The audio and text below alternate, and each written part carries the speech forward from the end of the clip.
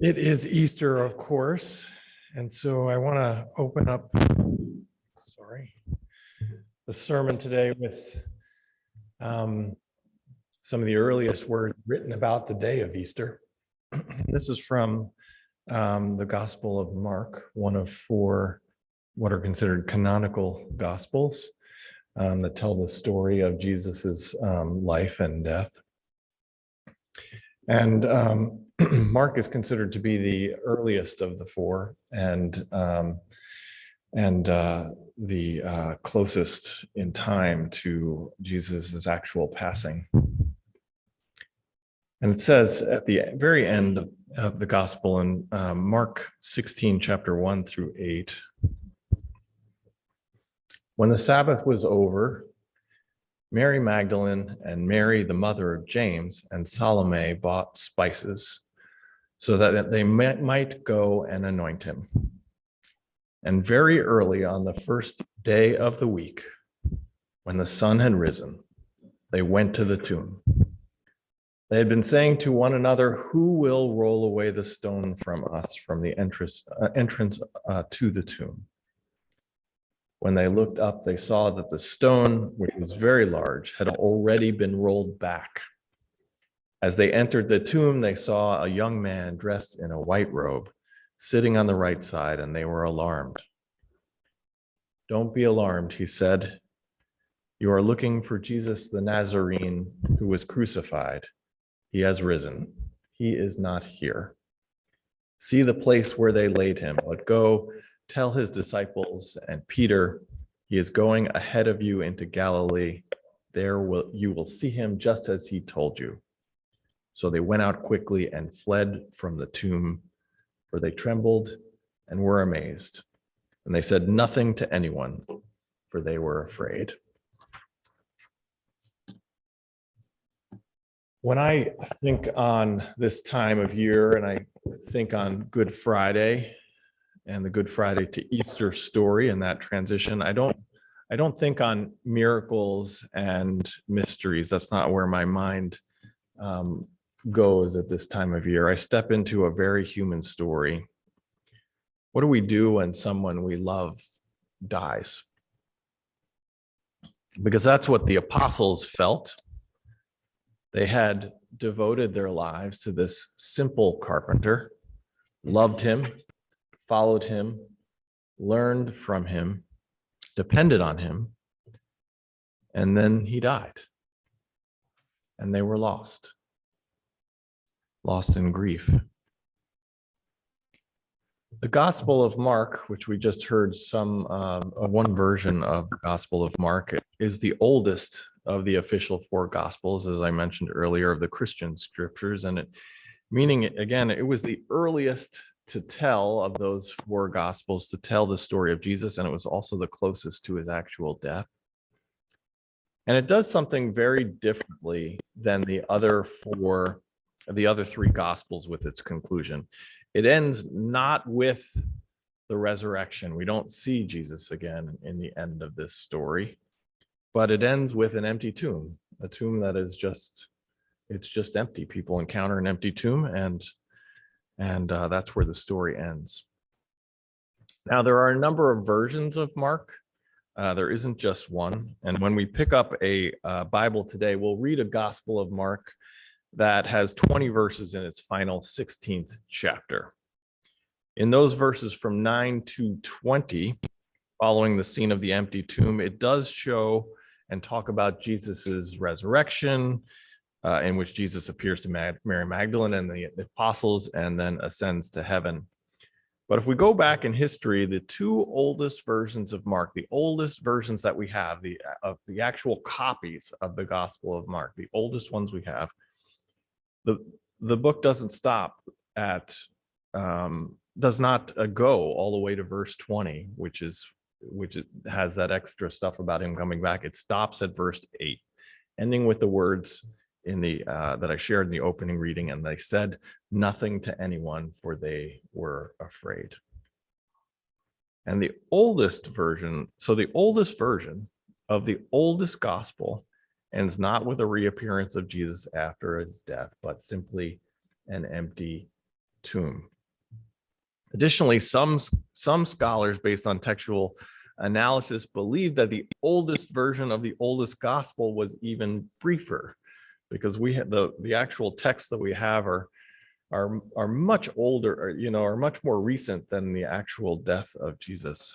And so there are senses of what the version might be even before that, and before it actually got put on paper. And some scholars believe that the oldest version of the oldest gospel was even briefer in its final conclusion in the last chapter, with taking out that whole piece of this mystery messenger who is inside the tomb, reading something like this. When the Sabbath was over, Mary Magdalene and Mary, the mother of James, and Salome bought spices so they might go and anoint him. And very early on the first day of the week, when the sun had risen, they went to the tomb. They had been saying to one another, "Who will roll away the stone for us from the entrance to the tomb?" And when they looked up, they saw that the stone, which was very large, had already been rolled back. As they entered the tomb, they saw that Jesus was not there, the place where they laid him. So they went out quickly and fled from the tomb, for they trembled and were amazed. And they said nothing to anyone, for they were afraid. To me, that's maybe the most powerful ending to this story in all of the Gospels and all of the testimony, the testaments, the various stories. That's my favorite kind of ending. The ending of the story of the life and death of Jesus ends with a mystery. It just ends with the tomb being empty. And we are left to sit with that, with an empty tomb. Questions: what happened? Just like in life, anytime we've lost someone, anytime we suffer, anytime we hurt or ache or doubt or fear, we are presented with an empty tomb. As many of you know, I work with people experiencing homelessness, and one person that I've worked with, his name is Coy. And Coy fits a lot of the, if you will, stereotypes of what we think of when we think of a homeless person. He had a long, thick beard, ruddy cheeks, often tangled hair, and often was dressed in a disheveled way. He struggled with alcoholism too. And Coy also had what we call trimorbidity, which, as the name implies, is quite lethal. He had a severe substance use disorder. He had a severe mental illness, clinical depression, and he also had a chronic illness. In his case, he had Crohn's disease. And because of the Crohn's, and if you'll forgive the detail here, I do think it's important to tell the story fully. Coy lived with a stoma. He lived with an opening in his body, and he needed to use a colostomy bag to collect his waste. But because Coy lived outside, he did not have any medical supplies. So he used a Kroger bag. He used Kroger bags as a substitute for those medical supplies, for colostomy bags. And sometimes in winter, it would get so cold that the bag would actually literally freeze to his body. He developed a permanent wound around his stoma, and he also developed a nickname on the street because of all his challenges with this. People called him Stinky.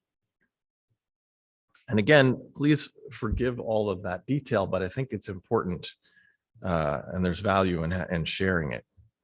Coy was homeless for more than a decade, and he was incredibly sweet, very gentle, kind person. But he also was a tad stubborn.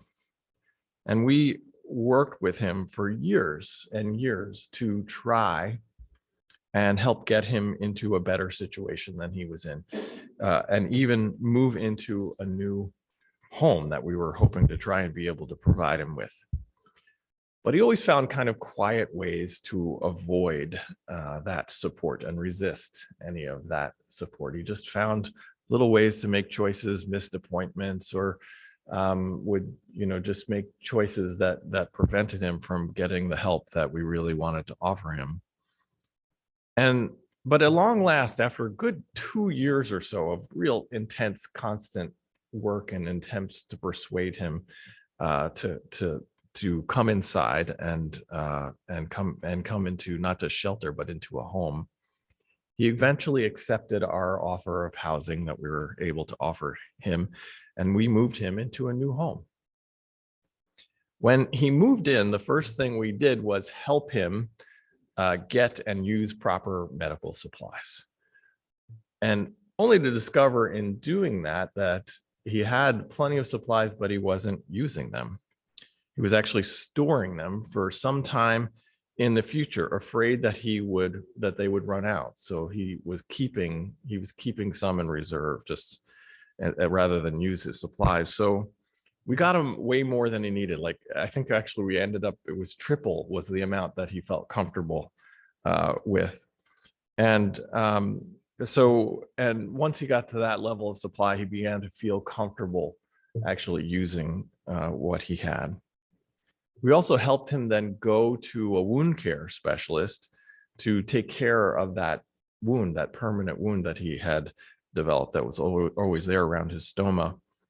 And about 6 months in through that time, his wound had started to heal. It started to get better. And he was in the doctor's office with one of our caseworkers, and the caseworker told me this story later. And what he said really stuck with me. He said, "I didn't think I could get better." And I really, when I heard that story, I was deeply moved, because I heard two things in that statement. I didn't think I could get better. One was the reality of years of resistance to support. He honestly didn't believe he could get better, or that life could get better. His situation was permanent, and he would remain in that situation until he died. He thought that was the best life had to offer him, and that was all he would try to accomplish. That's what he would accept. But I also heard something else in those words, "I didn't think I could get better," which was awe. That he was in awe of the fact that he actually was getting better, that his life was improving, that he was healing. Coy sadly passed away a few years ago, as we all do. But he died with the dignity of a home and a significantly improved quality of life. He learned in the end that life was more than loss and pain and despair. He found some goodness in his final years in his life. He found some hope. Coy's story, I think, reflects so many of our stories. He knew a suffering to a level that few of us, I think, will ever know. But so many of us have also been beaten down by life in our own ways. We've struggled with loss and hardship and pain and death. Coy didn't think he could get better, because life had taught him that. Over and over again, he experienced a level of hardship that led him to believe this is how it will always be. It will always be this hard. It will always be this bad. There is no point in even trying to hope for something better. It will only end up just like it is now, in loss and disappointment. Yet Coy eventually took a chance through the persistence of others that cared about him and his own determination. He took a risk and stepped into the possibility of something better. He bet on hope, and he won. I read somewhere years ago that between optimists and pessimists, optimists are generally right. They're more likely to be correct about what is going to happen. That's not the stereotype that we often think about that, but that optimists are generally accurate in what is more likely to happen.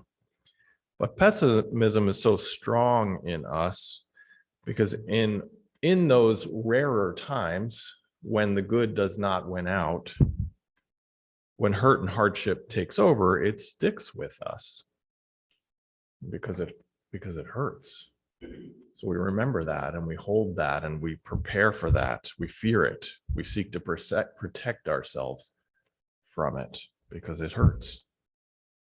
And the more suffering we experience, the more occasion we have towards challenging life experiences, the more likely we are to believe that suffering will keep happening, that it will continue, that it will be a regular way of life. There were those horrible experiments, I don't know, with the dogs that some of you have heard about that, with the dogs where they put them in a cage and electrified the floor. Some of you may have heard about these experiences, these experiments some many decades ago. And some of the cages had a safe area where the dogs could retreat to away from the electric shock of the floor. They would randomly shock the floor, and some spots in the cage dogs could retreat to, and they would escape the electric shocks. And the dogs, they would get shocked, and then they would find the safe space in the cage, and then they would avoid the shock. But other cages did not have those safe places. There was no safe place to retreat from the electric shocks. And what they found is in the cages with no safe place to retreat, the dogs would eventually resign themselves to the pain and just take the electric shock with a surrendered whimper. And I think about that, how many of us sometimes are like that, shocked so many times that we never hope for anything better. That is the Good Friday story, with Jesus dying on the cross. Eloi, Eloi, lama sabachthani. Jesus' final words in the Gospel of Mark. Eloi, Eloi, lama sabachthani. My God, why have you forsaken me? And then he dies. The great healer, the one who people believed was supposed to save us all, the one some called Messiah, he dies. Some may not know the full backstory of Palestine and Rome and the belief in the Messiah, and I think it's really important to understand that backstory. Rome at that time was an invader in Palestine, was a conqueror, a colonial power in that area, in control of Palestine. And the people of Palestine lived under Roman rule and Roman persecution, including the Hebrew people lived there under the persecution of Rome. And the Messiah story, which is, of course, comes from a Jewish tradition, the Messiah story was a belief within the Jewish people that someone, a warrior king, an anointed one, that's the literal meaning of Messiah, anointed one, that this person, this someone would rise up and rescue the people from their oppression, that this person would come and help the people actually overthrow their oppressors. That was the sense and the meaning of Messiah at the time, that there would be this person that would help them overcome the oppression that they were experiencing as a colonized people. So people who believed Jesus was the Messiah, people who actually believed that at that time, assuming we think that happened, and I think that that's probably historically accurate to some degree. So people who believed that about Jesus would have believed that he was one to save them from Roman rule, that he was here to save them from this oppression. But then he died. Mission not accomplished. So that's loss. For those who had followed him, that's hardship. That's the Good Friday experience. He died. So what does the storyteller we call Mark do? He ends the story of this amazing man with an empty tomb. In the face of Jesus' death, he creates possibility. He creates hope. No matter what any of us believe about the actual resurrection, whether Jesus rose from the dead or not, and we're a non-creedal church, we have lots of different beliefs about who Jesus was and what his story means and what happened. But no matter what any of us believe about that particular aspect of this story, that empty tomb, that's what the Easter story is about. That possibility, that hope. It's certainly not an accident that it's in spring, that we celebrate Easter in spring, when we've endured the long winter and life begins to return. Ostara, the actual pagan holiday of the spring equinox, is in fact from where we get the name Easter. Ostara, it's coming from the spring equinox that the word Easter emerges from. Easter today, this very day, is about spring. Easter is about life returning. Easter is about hope in our lives. Easter is about possibility.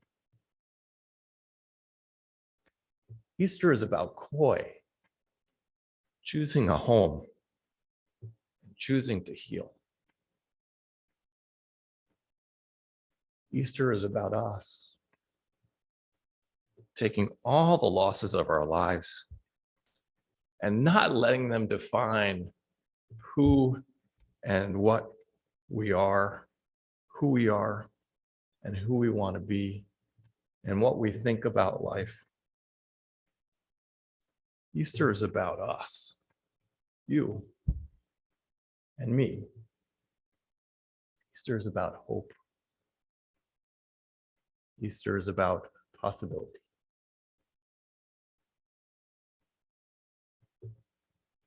Happy Easter, everyone. Happy Easter.